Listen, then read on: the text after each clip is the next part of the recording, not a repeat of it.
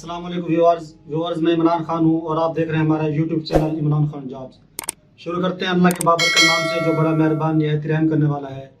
नाज़रीन, जो आज का हमारा टॉपिक है वह है लोन स्कीम। वज़ीर आज़म की तरफ से जो कर्जा स्कीम शुरू हो गई है, बल्कि काफ़ी दिनों से शुरू है, आज हम वो डिस्कस करेंगे। उस पर बहुत डिटेल के साथ हमने पहले एक वीडियो बनाई थी जिसमें हमने बताया था कि कौन लोग अप्लाई कर सकते हैं, उसके लिए क्या क्या उम्र मांगी हुई है और उसके लिए तलीम की शर्त है या नहीं है, कितना कर्जा ले सकते हैं, सूद किस पे है किस पे नहीं है, कौन सा लेना चाहिए कौन सा नहीं लेना चाहिए।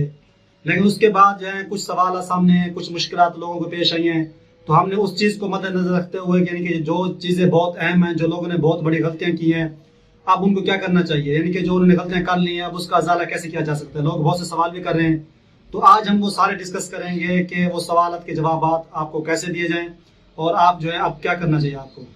तो सबसे जो पहली चीज़ है वो ये है, लोगों का सवाल जो सबसे बड़ा सवाल है वो ये है कि इसके अप्लाई करने की लास्ट डेट क्या है। तो नाज़रीन, इसके अप्लाई करने की लास्ट डेट कोई नहीं है, इसका जो है अप्लाई किसी टाइम भी क्लोज हो सकता है। करीबन महीना, 1.5 महीना या 2 महीने शायद हो गए ये अप्लाई स्टार्ट है, लेकिन इसके अप्लाई करने की लास्ट डेट कोई भी नहीं दी हुई। वो किसी टाइम भी इसके पोर्टल को क्लोज कर सकते हैं, तो जितना जल्द हो सके आप अप्लाई करें।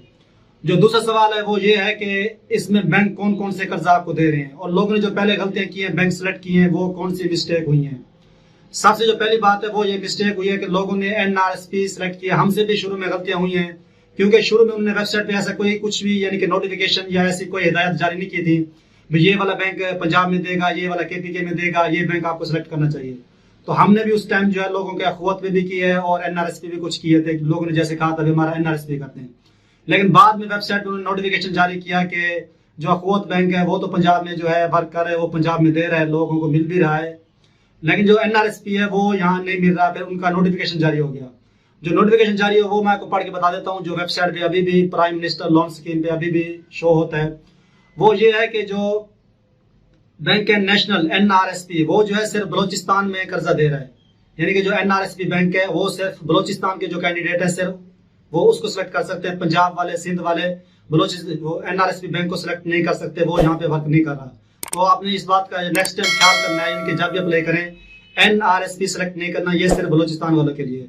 जो दूसरा है वो है अखवत बैंक। अखवत बैंक है जो पंजाब में वर्क कर रहा है। वो एक अलग बात है कि यहाँ पे अगर आप अप्लाई 5 लाख का करें, 2 लाख का करें, तो बाज़ औक़ात वो लोग किसी को 2 लाख दे रहे हैं, किसी को 1.5 लाख दे रहे हैं, किसी को 50,000 भी दे रहे हैं। वो कह रहे हैं कि हमारे पास इतना बजट नहीं है, अमाउंट यानी कि वो कम ज्यादा कर रहे हैं। लेकिन अखवत बैंक जो है वो पंजाब में वर्क कर रहा है, आप अखवत बैंक सेलेक्ट कर सकते हैं। या एक SBL के थ्रू एक और नई एक शाख है वो दमीन, वो भी पंजाब में वर्क कर रही है, उस पर भी कर सकते हैं, लेकिन उसकी भी शॉर्टेज नहीं है क्योंकि वो हमारे सामने नहीं है कि वो किसी को मिला नहीं मिला। लेकिन अगर आप पंजाब पे अप्लाई कर रहे हैं, पंजाब में बैठ के अगर अप्लाई कर रहे हैं, पंजाब के रहने वाले हैं, तो आप जो है अखवत बैंक सेलेक्ट करें। उसके अलावा NRSP या और कोई बैंक है तो वो आप सेलेक्ट ना करें, वो दूसरे सूबों में वर्क कर रहे हैं, वो यहाँ पे वर्क नहीं कर रहे। अब जिन्होंने अप्लाई कर रही है NRSP वो क्या करें, या दूसरे बैंक सेलेक्ट करें वो क्या करें। तो उनकी जो दरखास्त है वो अभी उनकी जो फॉर्म है अखवत वालों का, सॉरी प्राइम मिनिस्टर स्कीम का, अभी वहाँ पे वो फॉर्म जो है वो अभी उनका डाटा शो हो रहा है। जैसे वो ID कार्ड नंबर डालते हैं तो वहाँ पे डाटा आ जाता है कि आपका ऑलरेडी अप्लाई हो चुका है। अब उनका अप्लाई तो हो चुका है, अब वो दोबारा अप्लाई भी नहीं कर सकते। तो उसका हल ये है कि वो अपनी फैमिली में से किसी और का अप्लाई करवा दें, यानी कि अपने बेटे का करवा दें या अपने भाई का करा दें, सिस्टर का करा दें, मिसेज का करा दें, या किसी और का जिसकी उम्र 21 से 45 साल के दरमियान हो उसका करवा दें। क्योंकि जिसका पहले अप्लाई हो चुका है किसी और बैंक में, वो जब तक वहाँ हेड ऑफिस उसका डाटा नहीं हटाएंगे तब तक उसका अप्लाई दूसरा नहीं हो सकता।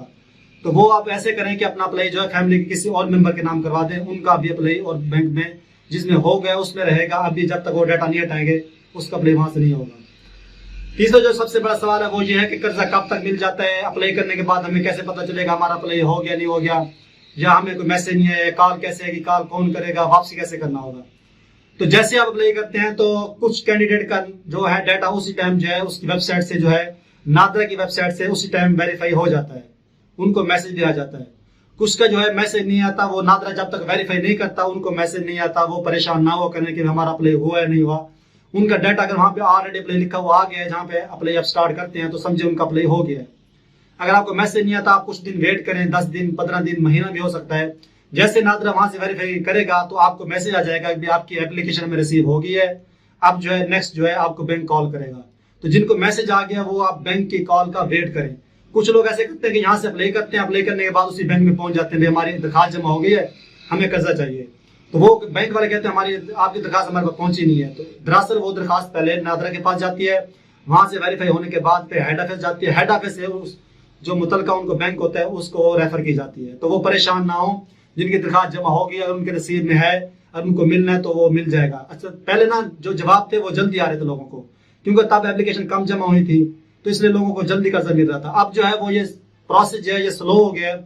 स्लो होने की वजह यह है कि लोग बहुत अप्लाई कर रहे हैं, डाटा बहुत ज्यादा हो गया है, तो इसलिए बैंक जो है वो ऐसा ऐसा लोगों को कर्जा दे रहा है। वो अलग बात है, उनके पास बजट कम है, वो कम ज्यादा कर रहे हैं, लेकिन वो जो है अब स्लो जो है वो चल रहा है। और तीसरा जो सवाल है वो ये है कि अगर आपको कर्जा यानी कि किसी और बैंक से आपने लिया हुआ है, सरकारी मुलाजिम आप हैं, तो फिर आप अप्लाई नहीं कर सकते, क्योंकि वहां पे जैसे आप फॉर्म सबमिट करते हैं वहां पे एक फॉर्म आता है कि मैं हल्फन बयान करता हूं कि मैं सरकारी मुलाजिम नहीं हूं। तो वहां पे जब हल्फन की बात आ जाती है इसका मतलब है वहां आप झूठ नहीं बोल सकते, कर्जा फिर आप वहां पे अप्लाई नहीं कर सकते। या जिन्होंने कर्जा पहले लिया उनको भी कर्जा दोबारा नहीं मिलेगा जब तक वो पिछली किस्तें अदा नहीं करेंगे। तो ये कीमती एक सवाल थे, ये बहुत से सवाल थे जो लोग बार बार पूछ रहे थे, लोग कंफ्यूज भी थे, लोग हमें मैसेज भी करते थे। तो मैंने सोचा कि इस पे एक और वीडियो बनाई जाए, लोगों को जो सवाल उनके हैं वो सवाल दूर किए जाएं। तो ये आपके सवाल उम्मीद है कि दूर हो गए होंगे। और जो कर्जे की डिटेल है, जिन लोगों को पता नहीं है भाई कर्जे की यानी कि स्कीम क्या है, उनका क्राइटेरिया देने का क्या है, उम्र की हद क्या है, वो मैं मोटी मोटी चीजें बता भी देता हूँ। और हमारे चैनल पे इसकी जो है पहले एक वीडियो मौजूद है, जो हमारा चैनल है इमरान खान जॉब, जिस पे ये वीडियो आप देख रहे हैं, इसी पे हमारी जो है वो एक और वीडियो पीछे मौजूद है, जिसमें हमने डिटेल के साथ बताया हुआ कि कर्जा कब से यानी कि इसकी मुद्दत क्या है, उम्र की हद क्या है, कौन लोग ले सकते हैं, क्या कारोबार कर सकते हैं, इसके लिए डॉक्यूमेंट्स क्या चाहिए, तो वो सारी हमने डिटेल के साथ वो बताई है। दोबारा मैं रिपीट थोड़ा कर देता हूँ, वो ये है कि उम्र की हद है वो 21 से 45 साल। अगर आप कोई इलेक्ट्रॉनिक्स या आईटी का कारोबार करना चाहते हैं तो 18 से 45 साल है।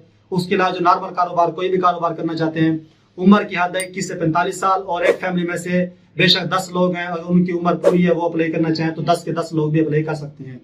तलीम की कोई शर्त नहीं है, इसके लिए जो है गवाह वगैरह भी जरूरी नहीं है, या आपके नाम कोई जायदाद, कोई मोटरसाइकिल, कोई गाड़ी शाड़ी भी वो 5 लाख तक कोई जरूरी नहीं है।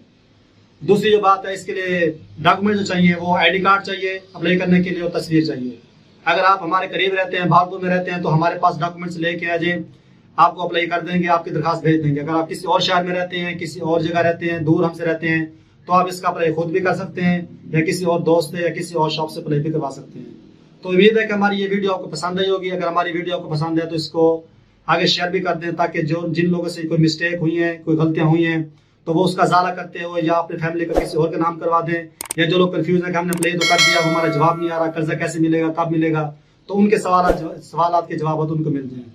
तो मिलते हैं नेक्स्ट वीडियो में, तब तक के लिए इजाजत। ओके, अल्लाह हाफिज।